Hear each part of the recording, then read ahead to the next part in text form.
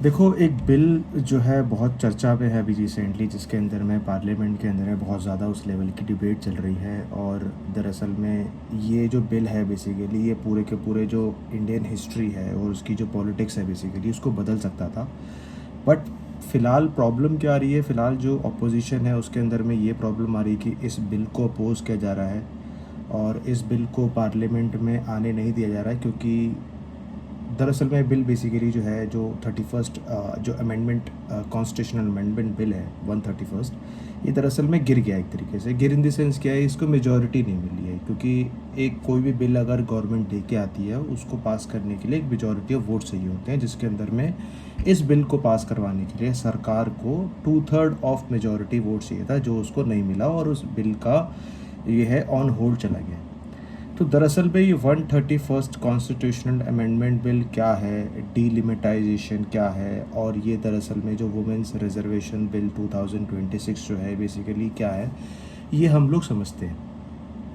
देखो, असली सवाल ये है कि अगर वुमेंस के लिए कोई भी रिजर्वेशन बिल आया है तो उसके अंदर में इतना अपोजिशन ने विरोध क्यों किया, और इसके पीछे बहुत बड़ा एक क्या रीज़न है, किस रीज़न से अपोज़ किया। क्या ये नॉर्थ वर्सेस साउथ है, या फिर ये एक सिर्फ प्रोपागेंडा है, स्ट्रैटेजी है इलेक्शन को जीतने के लिए। आज हम लोग इस वीडियो के अंदर में डिकोड करेंगे प्रॉपर पूरी तरीके से क्या इस बिल के अंदर में हो। जो बिल है बेसिकली वो बिल किस तरीके से हमारी देश की पॉलिटिक्स को आगे आने वाले टाइम पे बदल सकता था। दरअसल में सबसे पहले समझते हैं डीलिमिटाइजेशन। ये बहुत बड़ा एक वर्ड है जो आपने सुना होगा, पिछले 2-3 दिन से न्यूज़ के अंदर में भरा है डीलिमिटाइजेशन डीलिमिटाइजेशन। और ये इसको हम लोग नहीं मानेंगे। डीलिमिटाइजेशन का जो सिंपल लैंग्वेज में अगर आपको मैं समझाऊं कि इसके अंदर में सिंपल लैंग्वेज क्या होती है, तो ये होता है देश की जो सीट्स होती है इसकी बाउंड्रीज को फिर से न्यू रीड्रॉ करना। अब रीड्रॉ का मतलब क्या होता है, देखो एक है ना कॉन्स्टिट्यूशनल होता है, जैसे कि जो एमपी होता है मेंबर ऑफ पार्लियामेंट, वो अपने कॉन्स्टिट्यूशन को रिप्रेजेंट करता है। अब मैं फॉर एग्जांपल अगर बात बोलूँ कि एक दिल्ली की बात करता हूँ, दिल्ली के अंदर में क्या है कि 7 मेंबर ऑफ पार्लियामेंट है, तो वो अलग अलग अपनी कॉन्स्टिट्यूंसीज को रिप्रेजेंट करते हैं।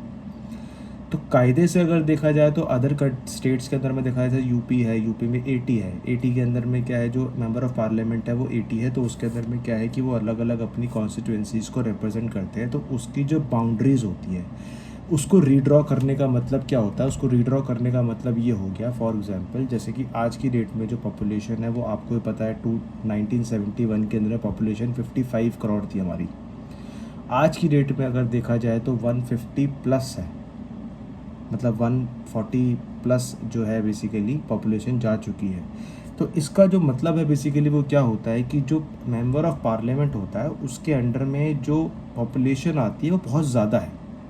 बहुत ज़्यादा का मतलब क्या होगा कि एक मेंबर ऑफ पार्लियामेंट के लिए एक बर्डन बन जाता है, उसके अंडर में 25 से 30 लाख पॉपुलेशन आती है, जो वो नेक्स्ट टू इम्पॉसिबल है, उनकी सारी परेशानियां नहीं सुन सकता। तो इस जो बाउंड्रीज़ होती है मेंबर ऑफ पार्लियामेंट की जो सीट होती है, इसकी बाउंड्रीज़ को रीड्रॉ करने के लिए, ताकि जो एक ही एमपी के ऊपर 25-30 लाख से घट कर वो पॉपुलेशन 10 से 15 लाख आए, जिसको वो ईजिली उसको मैनेज करते हैं। तो इन चीज़ को बोला जाता है डीलिमिटाइजेशन।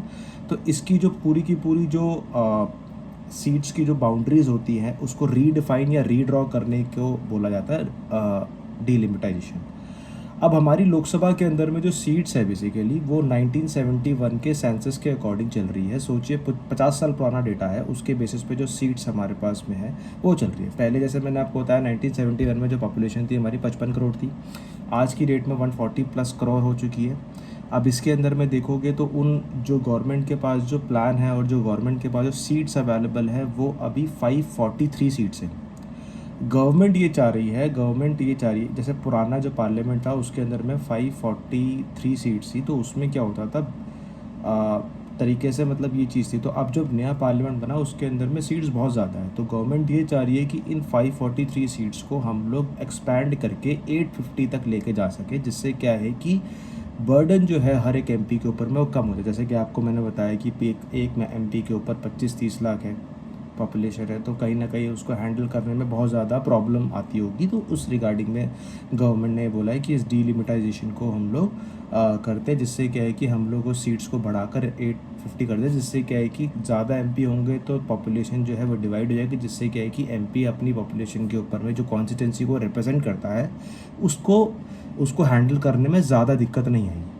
लेकिन प्रॉब्लम ये हो गई है अब इस टाइम पे, पॉपुलेशन के हिसाब से अगर सीट अगर बांटेंगे या पॉपुलेशन के हिसाब से अगर सीट बढ़ेगी तो यूपी, बिहार, राजस्थान जैसे स्टेट्स है, इसके अंदर में क्या है, पॉपुलेशन बहुत जल्दी फास्ट ग्रो हुई है पिछले 50 साल के अंदर में।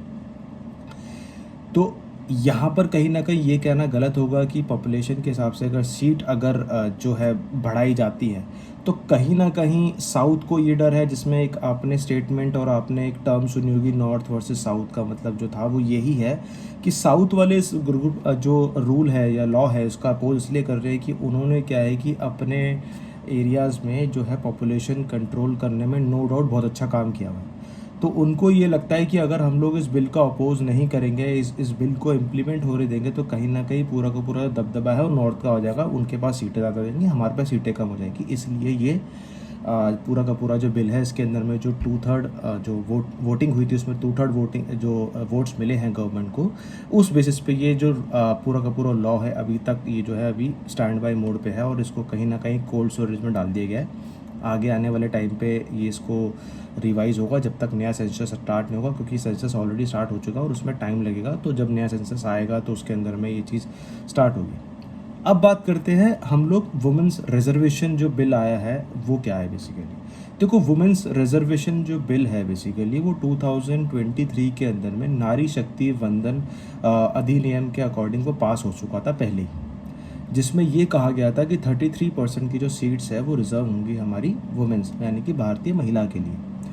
अब इसमें एक कंडीशन ये रखी गई थी कि ये तभी होगा जब नए सेंसस और डीलिमिटेशन ख़त्म होगा। नया सेंसस यानी कि जब नई जनगणना स्टार्ट होगी, और जो डीलिमिटेशन जो आपको बताया गया है कि बाउंड्रीज़ को रीड्रॉ नहीं किया जाएगा एमपीज़ की बाउंड्रीज़ को, ये तभी पॉसिबल है जब ये वुमेंस रिजर्वेशन जो बिल है तभी पॉसिबल है जब आप डीलिमिटेशन और इसको ख़त्म करोगे। अब इसमें क्या है, बहुत साल लग सकते हैं इसके अंदर में, क्योंकि क्या है कि पॉपुलेशन को दोबारा से जनगणना करने के लिए साल लगेंगे। अब इसमें अप्रैल 2026 यानी कि इसी महीने के अंदर में गवर्नमेंट ने एक नया अमेंडमेंट लेके आई थी। उसमें उसने ये कहा था कि हम लोग नए सेंसस का वेट नहीं करेंगे, यानी कि जो नई जनगणना है उसका वेट नहीं करेंगे, बल्कि हम लोग 2011 के सेंसस के अकॉर्डिंग ही पार्लियामेंट को एक्सपैंड करेंगे, यानी सीट्स को एक्सपैंड करेंगे।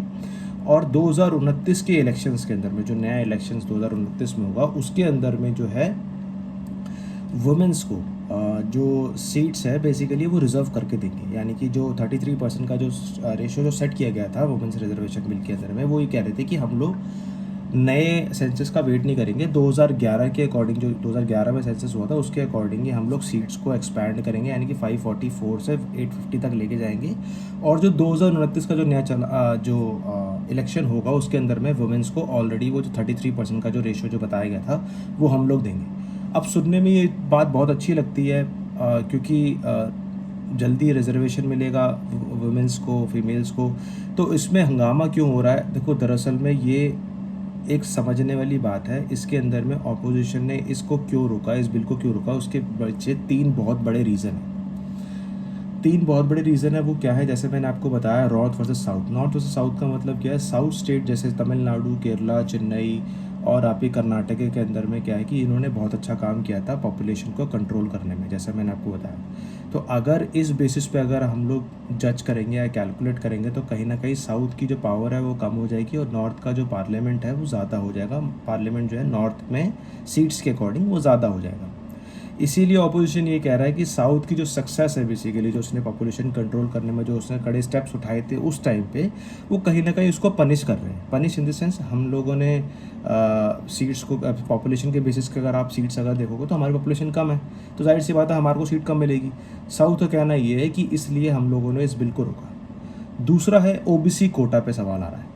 जो दूसरा बड़ा रीज़न है वो ये है। ओबीसी कोटा का मतलब क्या है, कांग्रेस और बाकी पार्टियों का कहना ये है कि बिल में एससी और एसटी जो है, शेड्यूल कास्ट और शेड्यूल ट्राइब जो है, उनके लिए तो जगह है, बट ओबीसी जो वुमेन्स है उनके लिए अभी अलग कोटा नहीं है। जब तक कोटा विद इन कोटा नहीं आएगा तब तक ये बिल अधूरा है। मतलब कोटा विद इन कोटा का मतलब क्या हो गया, एससी एसटी के लिए तो रूल है लेकिन ओबीसी के लिए अभी कोई रूल नहीं है। ओबीसी कोटा के लिए जब तक कोई रूल नहीं आएगा या कोई भी कोटा विद इन कोटा जो टर्म है वो नहीं मिलता है, तब तक वो ये बिल अधूरा है। और तीसरा जो सबसे बड़ा जो ड्रॉबैक है इस बिल को ना पास होने दिया जाने वाला, वो है 2011 की सेंसेक्स की वैलिडिटी।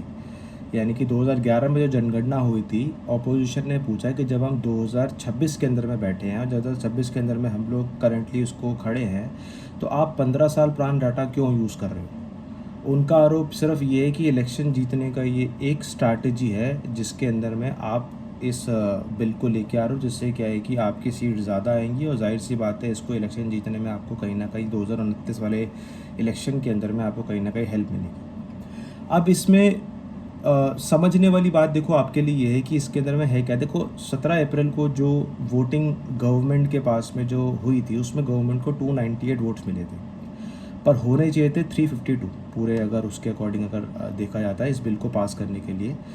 इसका मतलब जो है कि ये बिल अभी फ़िलहाल के लिए जो है एक कोल्ड स्टोरेज के अंदर में चला गया है।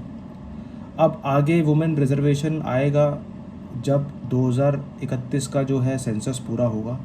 अब उस सेंसस पूरा होने के बाद जो डीलिमिटेशन की सारी जो पार्टीज़ है जी जो पार्टीज़ है बेसिकली जो डीलिमिटेशन पे एग्री करेंगी, तभी जाके ये चीज़ को आगे जाके इसको अहमियत मिलेगी, इम्प्लीमेंट होगा ये बिल आगे जाके।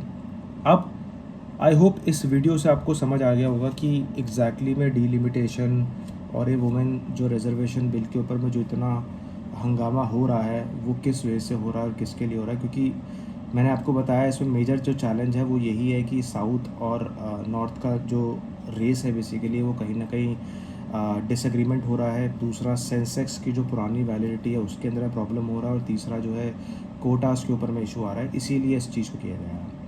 तो डीलिमिटाइजेशन करना ज़रूरी है, क्योंकि जाहिर सी बात है आप भी इस चीज़ को समझोगे कि एक आदमी एक एमपी 20-25 लाख पॉपुलेशन को नहीं संभाल सकता, और कहीं ना कहीं ये लॉजिकली भी नहीं है।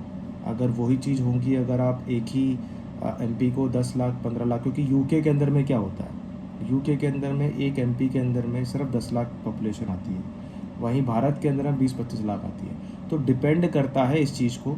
अब ये बिल किस रुख में जाएगा, आगे गवर्नमेंट की क्या स्ट्रैटेजीज़ रहेंगी इस बिल को इम्प्लीमेंट करने के लिए, और क्या ये आगे आने वाले टाइम पे पार्टीज़ को एग्री पार्टी जो सारी पार्टीज़ है पार्लियामेंट के अंदर में वो एग्री करती है, और क्या इस बिल को उतना लिवरेज मिलेगा जितना लिवरेज मिलना चाहिए।